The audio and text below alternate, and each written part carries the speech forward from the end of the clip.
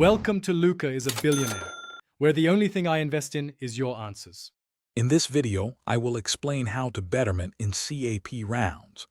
Betterment is a valuable option allowing you to improve your provisional seat allotment in subsequent admission rounds.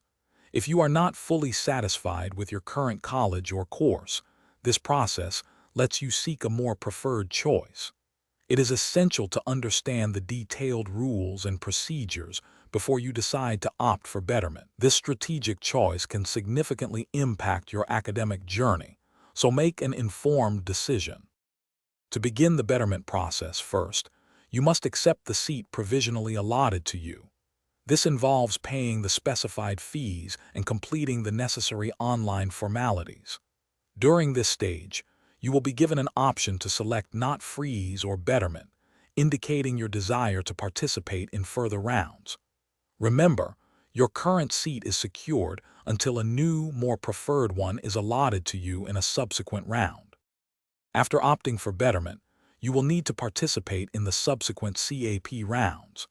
This means filling out new option forms, carefully reviewing the updated seat matrix, and prioritizing your preferred colleges and courses.